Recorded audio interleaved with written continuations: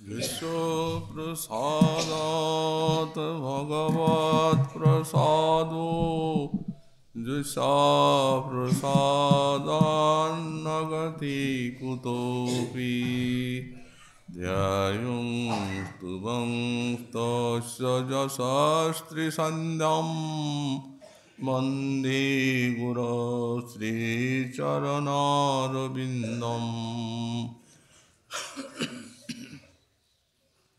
आजानुलम्बितभुजौ कनकावदातौ सङ्कीर्तनैकपितरौ कमलायताक्षौ विश्वाम्बरौ द्विजवरौ जुगधर्मपालौ वन्दे जगत्प्रियकरौ करुणावतारौ नमस्ते कालसत्याय जगन्नाथसुताय च सवृताय सपुत्राय सकलत्राय ते नमः बर्हापीडाभिरामं मृगमदतिलकां कुण्डलाक्रान्तगण्डां कञ्जाक्षं कम्बुकण्ठां स्मितसुभगमुखं स्वादुरीन्नष्टभीनुम्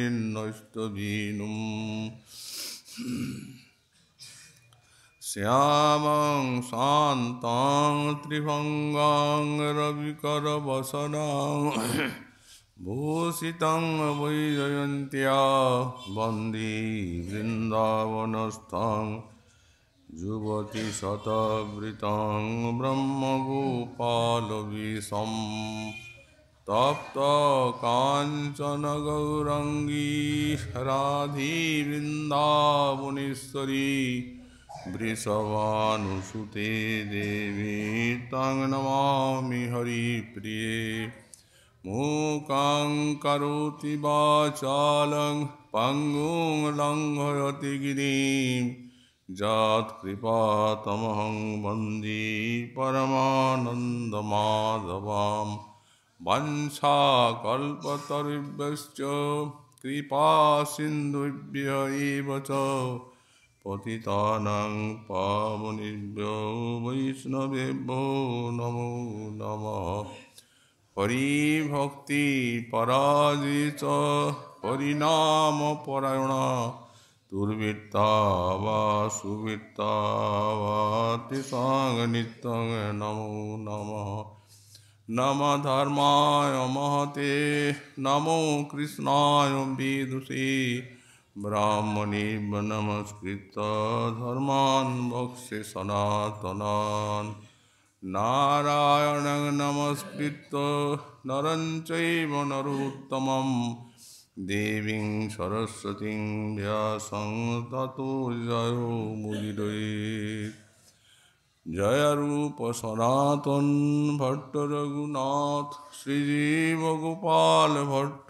दास रघुनाथ ईश्वर गुसाई करी चरण वंदन जहाँ होती विघ्ननाश इष्ट पुराण दुर्गमी प्रतिबंधस्कलत्पादगतिर्भू सकृपा जुष्टिदानेन संत संतो अवलम्बनम् प्रत्यङ्गोज्ज्वलदुज्ज्वलामृतरसो प्रेमैकपूर्णाम्बुधि लावण्यैकसुधानिधि पुरुकृपा वात्सल्यसाराम्बुधि तारुण्यप्रथमा प्रवेशविलसन् माधुर्यसाम्राज्यभूत् गुप्तः कोऽपि महानिधिर्विजयति राधारसैकावधि कलिजुग पावनावतार श्री श्री गौरांग महाप्रभु परम अंतरंग पार्षदो परम पूज्य पादो श्री शिला प्रबोधानंद सरस्वती चरण तार श्री श्री राधारस सुधानिधि ग्रंथे 136 संख्यक श्लोके শ্রী শ্রী রাধারানীর মহিমা মাধুর্যের স্ফূর্তিতে বললেন, যিনি প্রত্যঙ্গে উচ্ছলিত উজ্জ্বলামৃত রসের উজ্জ্বল প্রেমের যেন একমাত্র পূর্ণাম্বুধি স্বরূপা এবং লাবণ্যৈক সুধানিধি এবং লাবণ্যের সুধা মানে অমৃতের নিধি বা সমুদ্রের তুল্যা পুরকৃপা বাৎসল্য সারাম্বুধি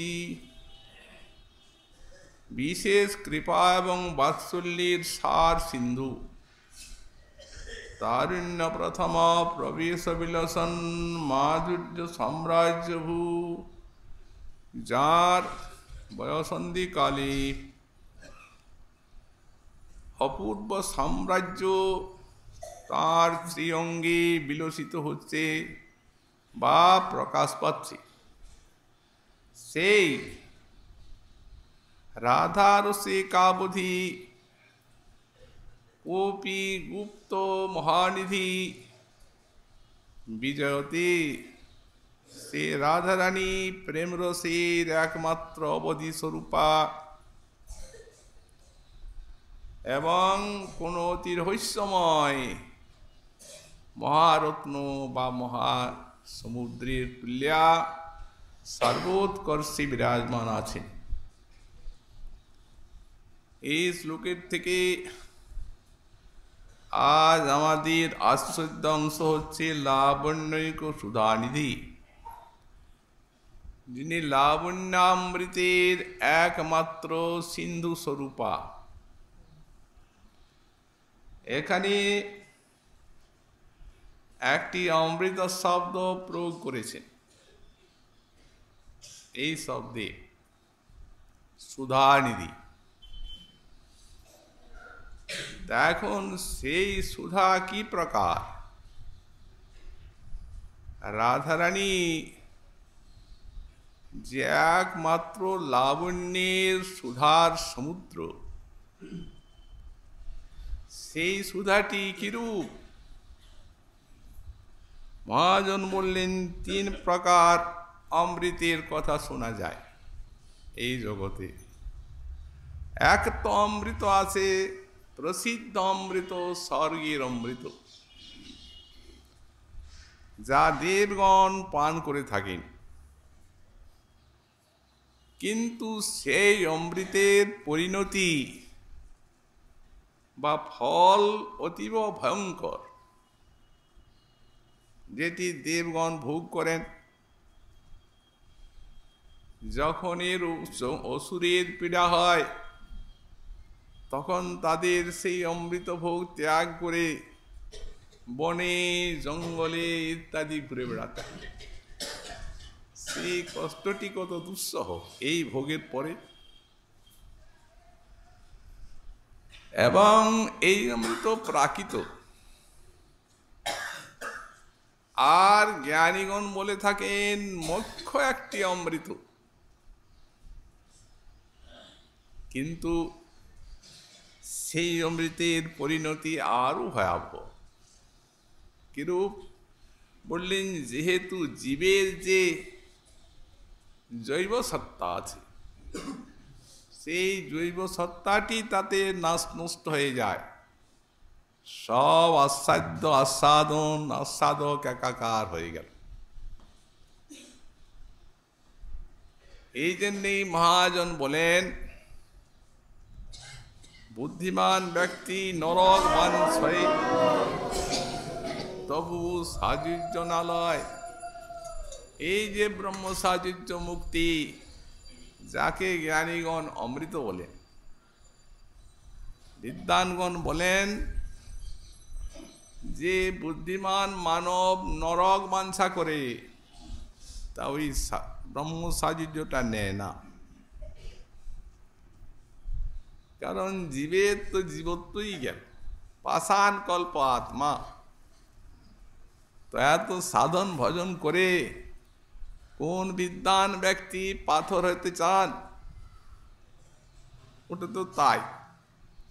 ও গেল। আর একটি ভক্তিরূপ অমৃত,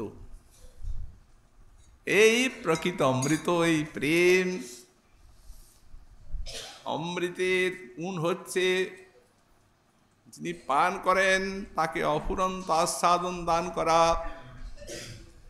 তে অমৃত স্বয়ং অতি সাধু, কারণ লাজনি শক্তির বৃত্তি। আবার এই অমৃত কৃষ্ণের মাধুর্য রস করায় আস্বাদন। অফুরন্ত কৃষ্ণ মাধুর্য সিন্ধুতে জীব অবগাহন করে থাকেন এই অমৃত আস্বাদনের ফলে। আর এই অমৃতের থেকে কৃষ্ণের সেবা সুখ রস লাভ করা যায়। আর প্রথমেই অমর হয়ে যান, পার্শ্বদ দেহ লাভ করেন নিত্য। তো এই যে প্রেমামৃত, এই অমৃতের চরম সার মহাভাব। এই জন্য মহাজন যখন মহাভাবের বিশ্লেষণ করছেন শ্রী গোস্বামী পাদ, তখন লিখছেন বরামৃত স্বরূপ শ্রী সং স্বরূপং মনোনয়েত। এই যে মহাভাবের স্বরূপভূত সম্পদ, সেটি হচ্ছে পরামৃত। মানে প্রেমামৃত আস্বাদ্য হতে হতে হতে হতে যেখানে পরাকাষ্ঠা প্রাপ্ত, তাকেই পরামৃত বলা হয়। এটি মহাভাবের স্বরূপভূত সম্পত্তি। এই মহাভাব যার মধ্যে থাকেন, তার মনটিকেও মহাভাবময় করে দেন। প্রেম থাকে ভক্তের হৃদয়ে, এই মনটিও প্রেমময় হওয়া বড়ই কঠিন। কিন্তু এদের মন সাক্ষাৎ মহাভাবময়, যারা এদের ভিতরে এই মহাভাব থাকে। এই জন্য রাধার যে লাবণ্য, সেটি হচ্ছে সেই পরামৃত শ্রী, যেটি তার স্বরূপভূত সম্পদ, সেই এই লাবণ্যের মধ্যে বিরাজমান। এখন লাবণ্য কাকে বলে? মহাজন লাবণ্যের লক্ষণ করছেন, বলছেন যে মুক্তা ফলেষু ছায়া তরলত্বমিবান্তরা প্রতিভাতি যদঙ্গেষু তৎ লাবণ্যমিহচ্যতে। যেমন একটা মুক্তা ফল আছে, মুক্তা ফলের থেকে যে ঢল ঢল একটা কান্তি ধারা বেরিয়ে আসে, ছটা জ্যোতি। এইরূপ যদি কারো অঙ্গ প্রত্যঙ্গের থেকে ওই মুক্তা ফলের মতো ঢল ঢল কান্তি ধারা বেরোয়, তখন ওইটা তার লাবণ্য বলা হবে। তাহলে আমরা বুঝতে পারছি যে লাবণ্য বস্তুটা এটি পাঞ্চভৌতিক দেহে থাকে না। কারণ মুক্তা ফলের মতো ছটা বেরোবে অঙ্গের থেকে, এ কি পাঞ্চভৌতিক দেহে সম্ভবপর হয়? এই দেহের গুণও থাকে না। সৌন্দর্য আছে বটে ঠিক, কিন্তু সে দেহও তো পঞ্চভূতের। এটা চিদানন্দময় শ্রী ভগবান, তার পার্শ্বদ এবং যত সমস্ত ভাগবত কান্তাগণ, এই তাদের মধ্যে বিরাজ করেন এই লাবণ্য। তো এখন রাধারানীকে লাবণ্য রূপ অমৃতের সমুদ্র বলা হচ্ছে, সেইখানেই পরাকাষ্ঠা। শ্রীমদ্ ভাগবতে আমরা দেখতে পাই যে শ্রীকৃষ্ণকে লাবণ্য সার বললেন ভাগবত। যখন উনি ধনুর্যজ্ঞে অবস্থান করছেন, ওই চানুর মুষ্টিকের সঙ্গে যুদ্ধ হচ্ছে, তখন মথুরা নাগরিকগণ দেখছেন শ্রীকৃষ্ণের রূপ।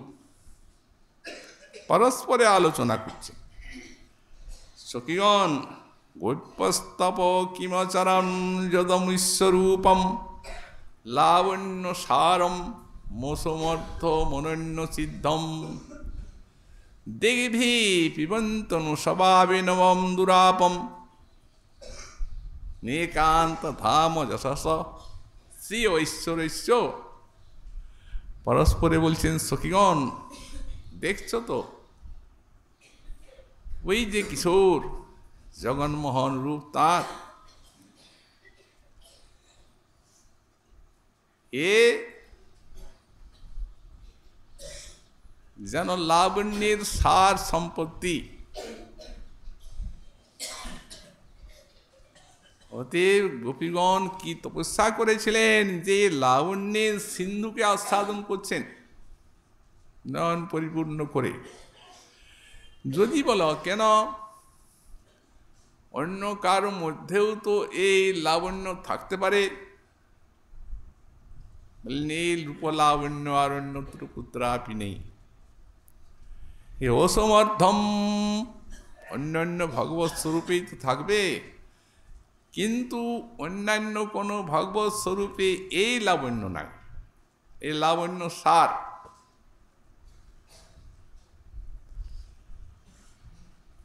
তাহলে গোবিন্দ ইনি এই লাবণ্যটি কোথায় পেলেন? বললেন এটি তার অনন্য সিদ্ধম, এটি তার স্বরূপভূত সম্পত্তি, তার নিজের।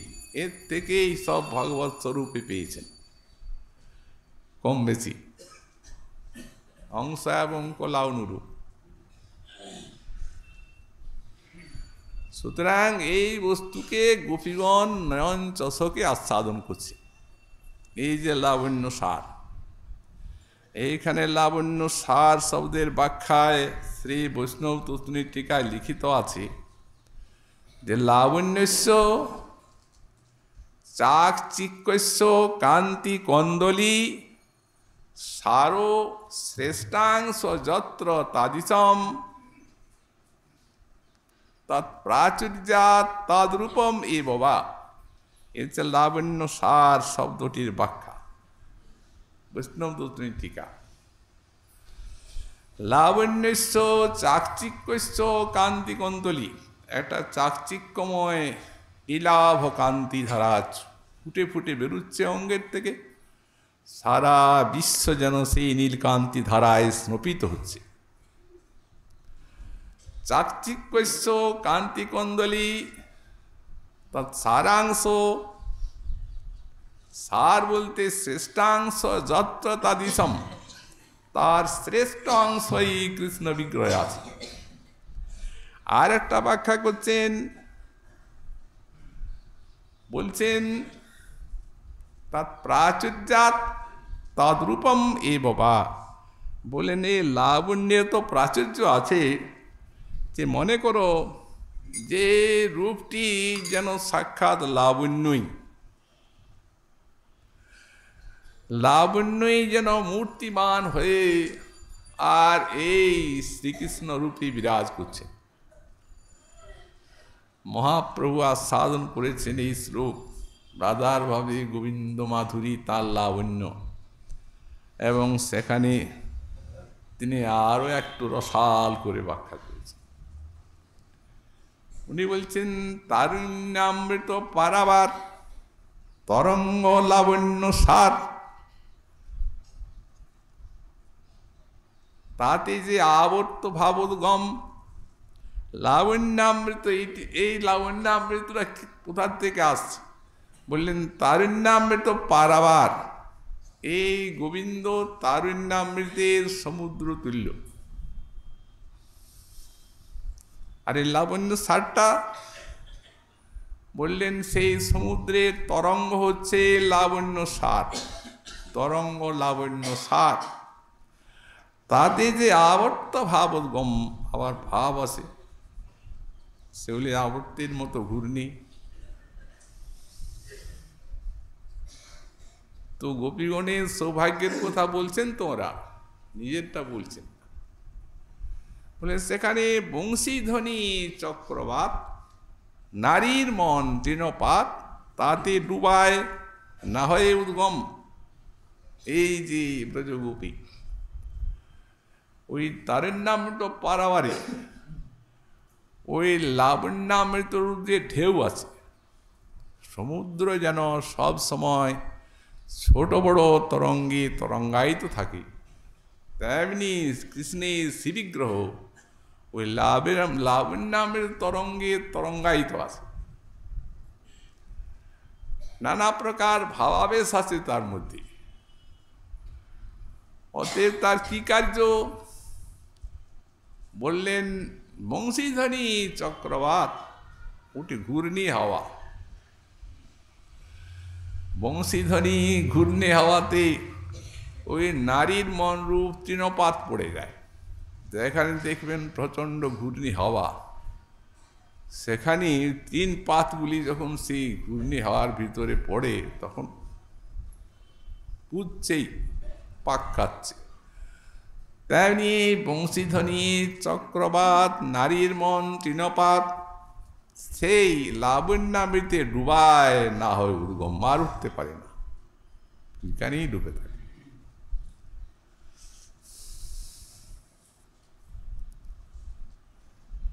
এই কৃষ্ণের তার লাবণ্যামৃত সখী হে কোন তপ কইল গোপীগণে, কৃষ্ণরূপ সুমাধুরী তারা পিবি পিবি নেত্রহরি শ্লাঘ্য করে জন্মতনু মনে।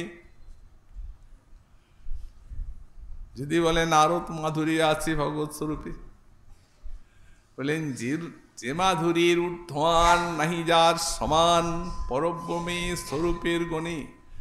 পরব্রহ্মে যে স্বরূপের গণ আছে তার মধ্যে নারায়ণ অবতার, যেহ সর্ব অবতারী এই পরব্রহ্মে অধিকারী। এই মাধুর্য নাহি নারায়ণে, এই মাধুর্য নারায়ণে নাই। তা আপনি কি করে জানলেন? আমি জানি না, যে জেনেছে সে তার সাক্ষী আছে। বলুন। বললেন তার সাক্ষী সেই রমা, নারায়ণীর প্রিয়তমা, পতিব্রতা গুণের উপাস্যা। তেহ যে মাধুর্য লোভে ছাড়ি সব কামভোগে, ব্রত করি করিল তপস্যা। রমা সাক্ষী আছে, এমন একটা সাক্ষ্য দিচ্ছেন সাক্ষী যে আর এখানে কারো কিছু বলার রাস্তা নাই। কারণ সাক্ষী কে হয়? তটস্থ ব্যক্তি যারা মধ্যস্থ, তাদেরকে সাক্ষী করা হয়। ও সত্য কথাটা বলবে, কারণ কারোর উপরে পক্ষপাত নাই। আর ইনি সাক্ষী দিচ্ছেন নারায়ণের মাধুর্য বেশি লাবণ্য না কৃষ্ণের লাবণ্য? বললেন রমা, রমা সাক্ষী। রমা তো নারায়ণের বক্ষবিলাসিনী, উনি তো নারায়ণের পক্ষপাতিনী, অতএব উনি তো নারায়ণের পক্ষেই সাক্ষী দিবেন। বললেন সেই নারায়ণের পক্ষে যিনি সাক্ষী দিবেন, তিনি যদি এই কৃষ্ণের বশীভূত হয়ে বৃন্দাবনে আসেন, আর সেই কৃষ্ণ লাবণ্য এক বিন্দু আস্বাদনের জন্য তপস্যা করেন, এত বড় ভোগ নারায়ণের বক্ষবিলাস কম কি? কিন্তু নারায়ণের বক্ষবিলাস রূপ ভোগ, বৈকুণ্ঠবাসের সুখ কমলা ছেড়ে দিয়েছেন, আর বৃন্দাবনে বেল বনে বসে বসে তপস্যা করছেন। খাওয়া নেই, দাওয়া নেই, কিসের আশায়? ওই মাধুর্য যদি এক বিন্দু পান, কিন্তু পান নাই, জান নাই। তো যারা কোনো একটা জিনিস পাওয়ার জন্য কোথাও আসেন, না পেলে তো ঘরে ঘুরে যাবেন না, ওইখানেই চিরকাল থাকবেন। তো সে রূপলাবণ্য তার হৃদয়ে এমনি প্রভাব বিস্তার করেছে, উনি মনে করছেন না পাই না পাবো। কিন্তু সেই রূপলাবণ্যের চিন্তা করে এইখানে যে আনন্দ এখন পাচ্ছি সে বৈকুণ্ঠে নাই। এই জন্য তো ছেড়েছেন। না নিজের জিনিসটা ছাড়বেন? তো এমন যে লাবণ্য সার, সেই লাবণ্য সার এ রাধার লাবণ্যে পড়ে হাবুডু, এই লাবণ্যামৃত পারাবারে পড়ে। মধ্যাহ্ন লীলা, রাধারানী এই শ্রীকুণ্ডে আসছেন, সখীগণ সঙ্গে আসছেন কৃষ্ণ মিলনের জন্য। কৃষ্ণ দেখছেন উনি রাধার সঙ্গ লালসায় বসে আছেন রাধা কুণ্ডের তটে। কখন আসবেন প্রিয়াজি? সহসা শ্রীকুণ্ড তট সোনার আলোকে উদ্ভাসিত হয়ে উঠল। তাকাচ্ছেন সেই দিকে, দেখছেন ওটা কি আসছে। যার মাধুর্যকে বা লাবণ্যকে সুকুনি বললেন অনুস্বভাবী নবম, ক্ষণে ক্ষণে নূতন, সেই তিনি চকিত হয়ে দেখছেন ওটা কি, চিনতে পারছেন না। অবিরত রাত্রি দিন কুঞ্জ ক্রীড়া করে রাধা সঙ্গে, কিন্তু জিনিসটা কি লাবণ্যামৃতটা রাধার? বলছেন কিং কান্তে কুল দেবতা। এক একটা জিনিস চিন্তা করছেন আর ভাবছেন এইটা কি। বলছেন ইনি কান্তি কন্দলী লাবণ্য, ইনি কি কান্তির কুল দেবতা? কারণ আসছেন তো একটা মূর্ত জিনিস, কেবল কান্তি নয়, আলোকেই নয়, একটা মূর্তিমান জিনিস আসছেন। কিং কান্তি কুল দেবতা, না না না না, তা নয়। কেন? বললেন যেহেতু কান্তির কুল দেবতা হলেও এতখানি তারুণ্যামৃত তাতে থাকে না। কিংকান্তে কুল দেবতা কিমুতবা তারুণ্য লক্ষ্মীরিয়ম, ইনি কি তারুণ্যের কমলা সাক্ষাৎ? ধীরে ধীরে রাধারানী এগিয়ে আসছেন। তারুণ্য হলেও তাতে কি এত মাধুর্য থাকে? তাই বলছেন মাধুর্য, এই মাধুর্যের কি সাম্রাজ্য? মাধুর্যে কি এত আনন্দ থাকে? বলছেন কিংবা আনন্দ তরঙ্গিনী, এ কি আনন্দ তরঙ্গিনী সাক্ষাৎ, আনন্দের নদী। তো আনন্দই যদি সাক্ষাৎ হন, এত আস্বাদন, এই জন্য বললেন পীযূষধারা শ্রুতি, এটি কি অমৃতের ঝর্ণা।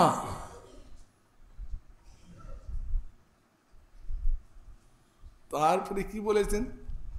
লাবণ্য বন্যানুকিম, মানে এটি কি লাবণ্যের বন্যা আসছে। বন্যা যেন যেদিকে আসে সেই দিকে প্লাবিত করে দেয় সকলকে। তো বললেন তেমনি ওই লাবণ্যামৃতা রাধার এই যে লাবণ্য সার, উনি এমন ডুবে গেছেন, বন্যায় যে ডুবে তার নিচে জল, উপরে জল, চারদিকেই জল। তেমনি রাধারানী আসছেন তার লাবণ্য বন্যায়, এই গোবিন্দ মগ্ন হয়ে গেছেন, চারদিকেই সেই লাবণ্য কান্তি ঝলমল করছে। লাবণ্য বন্যানুকিম কিমুত পীযূষধারা শ্রুতি, বলেন এই লাবণ্য বন্যাও নয়, অমৃত ধারার ঝর্ণাও নয়, আনন্দের বন্যাও নয়। এক একটা করে বলে আর পরে বলছি, তারুণ্যামৃতও নয়, এগুলা একটা একটা তো নয়ই, সবগুলি একসঙ্গে মিলেও নয়। তবে এটা কি? বললেন যেহেতু এটি কান্তা সাউত মমেন্দ্রীয় গণা হ্লাদয়ন্তাগতা, এ আমার কান্তা শিরোমণি রাধা। বললেন ওই যে কথাগুলো বললাম, যে ব্যাখ্যা রাধারানীর লাবণ্যামৃতের, সেগুলি এক একটা বা একসঙ্গে সবগুলো মিলেও আমার ইন্দ্রিয়কে এত আনন্দ দিতে পারে না। কারণ আনন্দম অমৃত রূপম রসানাং রসতম রস বৈশ রসং সেবায়ং লব্ধানন্দী ভবতী। সারা বিশ্বই যে রসের থেকে আনন্দ লাভ করে, সেই রসানাং রসতম সাক্ষাৎ শৃঙ্গার স্বয়ং ভগবান। এমন কোনো বস্তু বিশ্বে নাই যে প্রেম ভিন্ন তার আনন্দে সঞ্চার করতে পারি। আর বন্যা যখন, তখন তো প্রেমটি পরাকাষ্ঠার হওয়া চাই। তো আমার কান্তা শিরোমণি ছাড়া তো আর পরাকাষ্ঠা প্রেম কারণেই।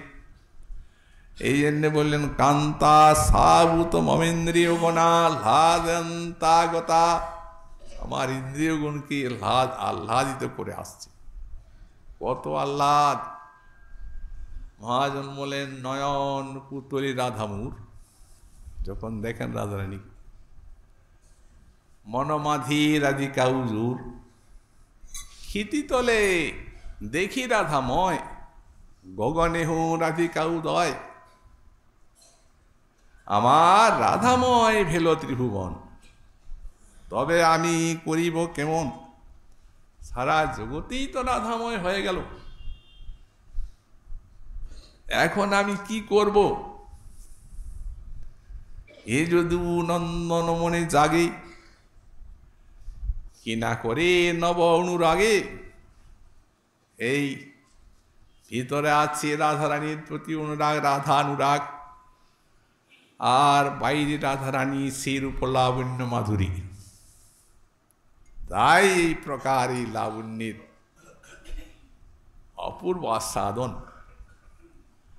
একটা শ্লোক বলেছেন শ্রীপাদ প্রভুধানন্দ সরস্বতী এই রাধার সুধাইতে, বললেন এই লাবণ্যামৃত বার্তয়া ইদং জগৎ সংপ্লাবন্তী। বললেন এখন তো গোবিন্দ লাবণ্যামৃতে ডুবেছেন, সখীগণ লাবণ্যামৃতে সাঁতার দিচ্ছেন, মঞ্জরি সব। মহাজন বলছেন আপনাদেরও এখানে আছে এই যে লাবণ্যামৃতের বার্তা, মানে লাবণ্যামৃতের কথা শ্রবণ কীর্তন করছেন আপনারা, এইটি সে লাবণ্যের বার্তা।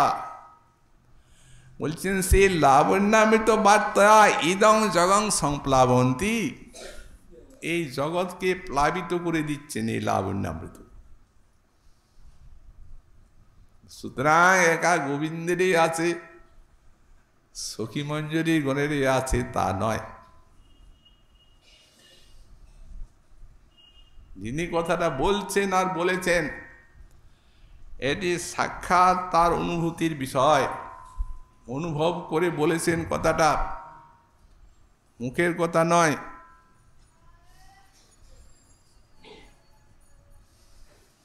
সমস্ত বিশ্বকে মহাপ্রভু এই কান্তিটা নিয়েছেন, ওই তো লাবণ্য রাধার। গোবিন্দ রাধার কান্তি নিয়েই তো গৌরাঙ্গ হলেন। অতএব সেই ঝলমল কান্তিটা তো উনার না, উনার হলে তো কৃষ্ণবর্ণ থাকতো। রাধার কান্তিতে সারাটা ঢাকা, বাইরে নিয়েছেন রাধার কান্তি। কেন? রাধা প্রেম আস্বাদন করবেন, সব সময় রাধা ভাবে আবিষ্ট থাকবেন। যদি নিজের কান্তি থাকে তাহলে এই তো আমি কৃষ্ণ, আমি তো রাধা না, আর হবে না আস্বাদন। ভিতরে আমি থাকবো, এই বাইরে থাকবেন উনি আমার ঢাকা, এই অন্তর কৃষ্ণ বহির গৌরব। আর বললেন তবে তো ভাবটা আমার তার আস্বাদন হবে। এই জন্য কান্তি দেখিয়ে সারা বিশ্বকে প্রেমদান করলেন। সবে কেড়াইল কাশীর মায়াবাদী, এরা কিন্তু এড়িয়ে গেল। কারণ সমগ্র বিশ্ব জগৎ যারা যারা নিন্দা করেছিল তাদের জন্য সন্ন্যাসী হলেন, তারা সে ক্ষমা চাইল, চরণে পড়ল, হয়ে গেল। কিন্তু এরা সন্ন্যাস বিগ্রহকেই নিন্দা করতে লাগলো। যখন এসে কাশীতে অবস্থান করলেন বৃন্দাবন আসার জন্য, সন্ন্যাসীগণ তাকে লাগিলা নিন্দিতে, নিন্দা করতে আরম্ভ করলেন। কি বলেন? তারা বলেন যে বেদান্ত পঠন ধ্যান সন্ন্যাসীর কর্ম, তাহা ছাড়ি করে কেনে ভাবুকের কর্ম। ধর্ম হচ্ছে যেটা, এছাড়া ভাবুকের কর্ম করছে, নাচন গায়ন এই ভাবুকের সঙ্গে ফিরছে। অতি মূর্খ সন্ন্যাসী নিজ ধর্ম নাহি জানি, ভাবুক হইয়া ফেরে ভাবুকের সঙ্গে। উনি বললেন ঠিক আছে, যাই নিজের কাজ করি। বৃন্দাবনে এলেন, ফিরে যখন গেলেন তখন সনাতন গোস্বামী পাদের সঙ্গে সাক্ষাৎ। ওনাকে সাধ্য সাধন তত্ত্ব শিক্ষা দিতে হবে। তো সেখানে উনি না থাকলে তো হবে না, সব সিদ্ধান্ত শিক্ষা দিতে হবে তাকে। 2 মাস থেকে গেলেন। আর সন্ন্যাসী নিন্দা করে। উনি চন্দ্রশেখরের গৃহে থাকেন, আর তপন মিশ্রের গৃহে হয় ভিক্ষা নির্বাহন। এখন এই তপন মিশ্র চন্দ্রশেখর একদিন এসে নিবেদন করছেন, প্রভু আর কাশীবাস হলো না, এরপর মৃত্যুই আমাদের শ্রেয়। কেন? বললেন কতেক সহিব প্রভু তোমার নিন্দন, তোমার নিন্দা কত সহিব, আর বাঁচতে ইচ্ছা নাই। মহাপ্রভু হাসলেন আর চুপ করে থাক। এক মহারাষ্ট্রী ব্রাহ্মণের ভিতরে জাগিয়ে দিলেন প্রেরণা। ব্রাহ্মণ সব সন্ন্যাসীকে নিমন্ত্রণ করেছেন, কিন্তু কৃষ্ণ চৈতন্যকে করেন নাই, কারণ উনি জানেন যে সন্ন্যাসী গোষ্ঠী তিনি যান না। এখন ওই ব্রাহ্মণ এসে বলছেন প্রভুর প্রেরণায়, ওই যে ভক্তের দুঃখ শুনলেন, প্রভু সব সন্ন্যাসীকে আমি নিমন্ত্রণ করেছি, তুমি যদি যাও তবে পূর্ণ হয় মোর মন। মহাপ্রভু নিজেই প্রেরণা দিয়েছেন, আচ্ছা ঠিক আছে যাব। অঙ্গীকার করলেন তাদের তার নিমন্ত্রণ। সেইখানে গেলেন। এই তখন প্রবোধানন্দ সরস্বতী পাদ, তিনি প্রকাশানন্দ সরস্বতী, 10,000 সন্ন্যাসীর গুরু, সম্রাটের মতো প্রভাব, সব শিষ্যকে নিয়ে বসে আছেন সেই সভায়। সন্ন্যাসী তিনি গেলেন, যে প্রণাম করলেন সবার উদ্দেশ্যে, চরণ ধৌত করলেন, আর যেখানে পা দিলেন সেইখানেই বসলেন। আর সেইখানে বসে ওই মাধুর্যটা দেখিয়েছেন, ওই লাবণ্য সার রাধার। ও তো দেখলেই প্রেম। সে লাবণ্য তাদের নন্দার দিয়ে ভিতরে ঢুকে, আর তাদের যে সেই এর উপরে যে একটা হেয়জ্ঞান ছিল, বলতো ও তো সন্ন্যাসী না, ও তো একটা ইন্দ্রজালী। এমনি ইন্দ্রজাল তার, যে দেখে সে মোহে, যে দেখে সেই ঈশ্বর বলে। অতএব সন্ন্যাসী কে বলে? সব গেল। এই প্রবোধানন্দ সরস্বতী প্রকাশানন্দ সাং উঠে দেখালেন ঐশ্বর্য। একবারই একটা বিপুল কান্তি ধারা, পরমেশ্বরের ঐশ্বর্য, তার তো একটা শক্তি আছে। দেখেই সব উঠে দাঁড়াল। উনি নিজে এসে সসম্ভ্রমে বললেন, ইহা ঈশ শুনহ শ্রীপাদ। যাকে বলেছে মূর্খ সন্ন্যাসী, নিজ ধর্ম নাহি জানে, তাকে শ্রীপাদ বলে সম্বোধন করছে। এসো এসো, এইখানে বসো। অপবিত্র স্থানে বৈশ কিবা অবসাদ, কি দুঃখ এত? প্রভু কহে, আমি হই হীন সম্প্রদায়, তোমার সবার এই আসনে বসিতে না জোয়ায়। আমরা হীন সম্প্রদায়, ওরা বড় বড় সম্প্রদায়, একসঙ্গে বসা ঠিক নয়। এসো এসো এসো বসো। আচ্ছা, সম্প্রদায়ী সন্ন্যাসী মোরা রহি এই গ্রামে, কি কারণে আমার সবার না করো দর্শনে? তুমি সন্ন্যাসী হইয়া আর এই বেদান্ত পাঠ যে ধর্ম তা করো না, ভাবুকের সঙ্গে নিত্য কীর্তন করে বেড়াও, হীনাচার করো কেন? কি আর কারণ? এটা তাদের মতে হীনাচার। তার মানে তারা নির্গুণ উপাসক, তো তারা মনে করেন যাদের নির্গুণ ব্রহ্মের ধ্যান ধারণার শক্তি নেই তারাই সগুণ উপাসনা করে, আর তাদের উপাসনা সিদ্ধির জন্য ভগবান তিনি প্রাকৃত দেহ ধারণ করে সেই নির্গুণ ব্রহ্ম আর জগতে অবতীর্ণ হন, রামকৃষ্ণ ইত্যাদি। তারপরে বললেন যখন উপাসনা প্রবর্তন করেন তখন ওই দেহটাকে ছেড়ে আর নির্গুণ ব্রহ্ম হয়ে যান। উপাসনা সিদ্ধার্থম ব্রহ্মণ রূপ কল্পনা, এই কল্পনা, এটা রূপটা ভগবানের, এটা বাস্তব নয়, নিস্তর। তো হীনাচার, এইসব কীর্তন নিত্য ভগবানের উপাসনা করা। উনি মনে মনে ভাবছেন যে এদের কথার ভিতর দিয়ে আর এদের ভিতরে ঢুকতে হবে ভালো করে। প্রভু বলছেন, শুনো শ্রীপাদ, ইহার কারণ গুরু মরে মূর্খ দেখি করিল শাসন। ওই যে বলেছিল মূর্খ সন্ন্যাসী, তোমাদের কথাটাই মেনে নিলেন। গুরু মরে মূর্খ দেখি করিল শাসন, মূর্খ তুমি, তোমার নাহি বেদান্তাধিকার।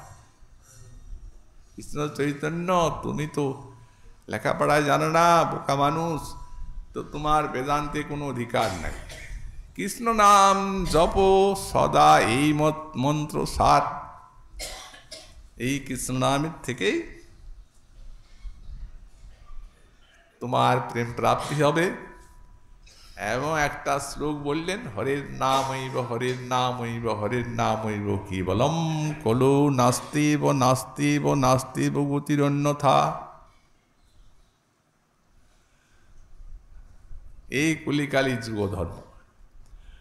অতএব প্রভুর আদেশে আমি নাম করতে লাগলাম, নাম করতে করতে নাচি হাসি গাই মদমত্তের মতো।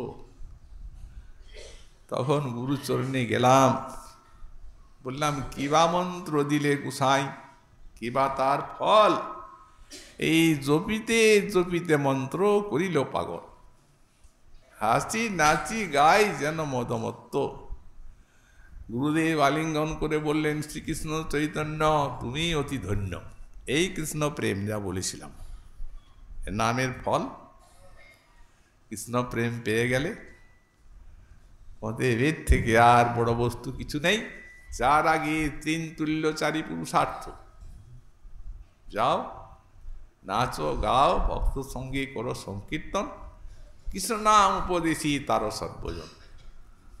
শ্রীপাদ, এই যে গুরুদেবের আদেশ, এই গুরুদেবের আদেশে আমি কৃষ্ণ নাম করি, নাচি গাই, ভক্তগণ সঙ্গে উনি আদেশ দিয়েছেন গুরুবাক্য, কি করে এলা করে। আর বলেছেন বেদান্তে তোমার অধিকার নাই, মূর্খ মানুষ। নাচি গাই নাই আমি আপন ইচ্ছায়, এমন মধুর করে কথাগুলি বললেন। সন্ন্যাসীগণ সকলেই মুক্ত, মন্ত্রমুগ্ধের মতো কথাগুলি শুনলেন। প্রবোধানন্দ গোস্বামী তখন প্রকাশ আনন্দ, উনি বলছেন, কৃষ্ণে ভক্তি করই হায় সবার সন্তোষ, কিন্তু বেদান্ত না শুনো কেন, ইথে কি বা দোষ? আমাদের যে ধর্ম ওটা সন্ন্যাসীর, সেটি তুমি শোনো না কেন, কি দোষ আছে? কৃষ্ণ ভক্তি করো ভালো, তাতে কি ক্ষতি? বেদান্ত শোনায় দোষ আছে? উনি বলছেন, শ্রীপাদ যদি কিছু মনে না করেন তাহলে কিছু বলবো। তখন উনি বলছেন কি, প্রভাবে দেখিয়ে তোমার সাক্ষাৎ নারায়ণ, তোমার মাধুরী দেখি জুড়ায় নয়ন, আর তোমার বচন শুনি হরে শ্রবণ, কবু অসঙ্গত নহি তোমার বচন। ভিতরে ঢুকে গেছেন এখন রাধার মাধুরী, হয়ে গেছে পরিষ্কার। বলছেন, এখন বলছেন তোমার মাধুর্য দেখে নয়ন জোড়ায়, তুমি সাক্ষাৎ প্রভাবে নারায়ণ, অতএব তুমি এই দেহে এই রূপে আর এই শ্রীমুখে অমৃতময় বাণী তোমার, তোমার বাণী কখনোই অসঙ্গত হতে পারে না। তখন উনি পথ পেয়ে গেলেন, বেদময় মূর্তি, বললেন শ্রীপাদে যত, এই উপনিষদের অর্থ যে ব্রহ্মসূত্রে আছে, যাতে ভক্তির আলো গতিব চমৎকার। ব্যাসদেব উনি সেই চমৎকারিত্ব নিয়ে আর এই ব্রহ্মসূত্র রচনা করেছেন। আর শঙ্করাচার্য উনি করলেন কি, উনি সব মুখ্য অর্থকে আচ্ছাদন করে দিলেন, গৌণ অর্থ প্রকাশ করলেন, মুখ্য অর্থ বাদ দিয়ে লক্ষণা করলেন সবগুলির সূত্রগুলির, এবং ব্রহ্মবাদ প্রকাশ করে একমত দ্বিতীয় স্থাপন করলেন। ত্রিপাদ তার দোষ নাহি, তিনি ঈশ্বরাজ্ঞা পাইয়া এই কল্পিত আগম কইল মুখ্য অর্থ আচ্ছা দিয়া, তার দোষ নাই। তাকে ভগবানের আদেশ হয়েছিল, শঙ্কর যাও, প্রকাশং কুরু চাত্মানম অপ্রকাশং চ মান কুরু।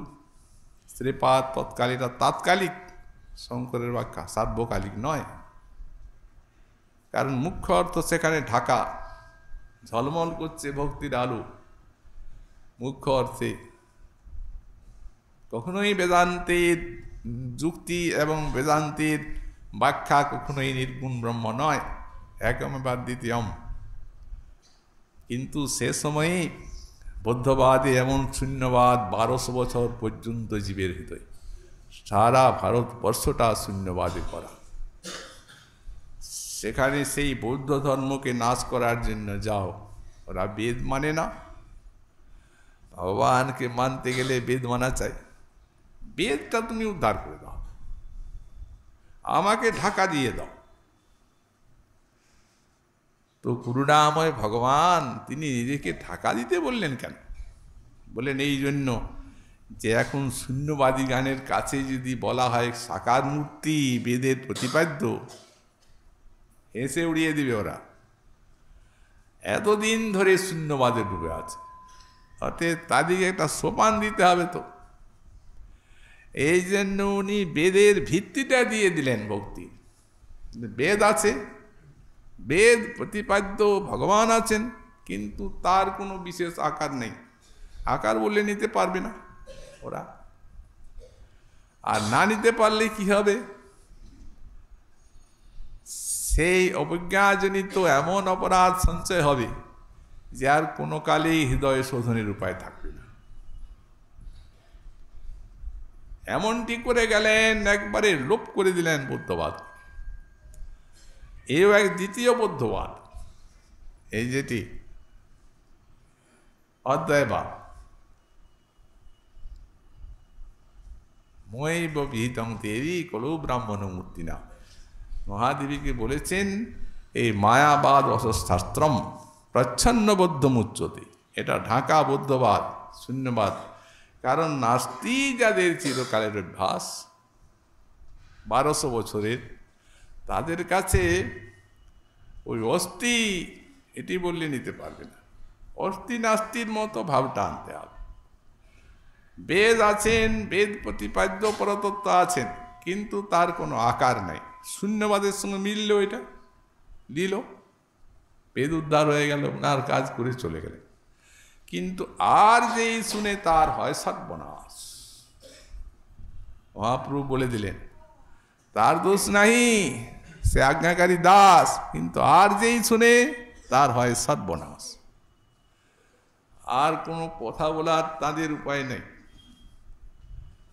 তখন উনি বলছেন কি, কৃষ্ণ চৈতন্যদেব শুনো, এই আচার্যের কল্পিত অর্থ তাহা আমরা জানি, ওরাও জানে, কিন্তু সম্প্রদায় অনুরোধী তাহা সত্য মানি। সম্প্রদায়টা কি জিনিস তাই দেখবে না, সত্যটাকে জেনে আর মিথ্যা আধারে ডুবে আছে, এটা আমরা জানি। তবে তুমি যে এখন বললে কল্পিত অর্থ, সেটি ঠিক, কিন্তু মুখ্য অর্থগুলি করো দেখি ভক্তি ব্যাখ্যা। তখন বেদময় মূর্তি বেদান্তি যে ভক্তির আলোক এমন ভাবে ব্যাখ্যা করলেন সূত্রগুলি, যে সন্ন্যাসীগণ কত প্রশ্ন করল, উদ্গ্রাহ তুলল, কত প্রকার, সবকে খণ্ড খণ্ড করে শাস্ত্রবাক্যের দ্বারা, আর এই সাকার সগুণ ব্রহ্ম প্রতিপাদন করলেন বেদান্তের প্রতিপাদ্য। বাস হয়ে গেল। রাধার এই কান্তি ধারা তাঁদের হৃদয়ে এমন অবস্থার সৃষ্টি করল যে সব বেদান্তে সব পড়ে গেল, বন্ধন ঘরের মধ্যে থাকলো, নাম করতে লাগলো, আর মহাপ্রভুর সঙ্গ। যেখানে যান হাজার হাজার সন্ন্যাসী, স্নান করতে যান ওখানে হাজারো সন্ন্যাসী, দর্শনে যান বিশ্বেশ্বর সেখানে হাজারো সন্ন্যাসী। মনে করলেন এখানে আর হবে না, গোপনে কাউকে না জানিয়ে চলে গেলেন প্রভু নীলাচল, নিজের কার্য সিদ্ধি হয়ে গেল। সুতরাং যিনি বলছেন এই রাধার কান্তি যে প্রেমময় কান্তি, এটি সাক্ষী একটা তিনি নিজে বড়। তারপরে বললেন পুরু কৃপা বাৎসল্য সারাম বুদ্ধি, মন মহাপুর কৃপা হলে আগামীকাল আবার আমরা এই বিষয়ে আস্বাদন করব। আজকে আমাদের শ্রী ভাগবতী কথা আর এখানেই।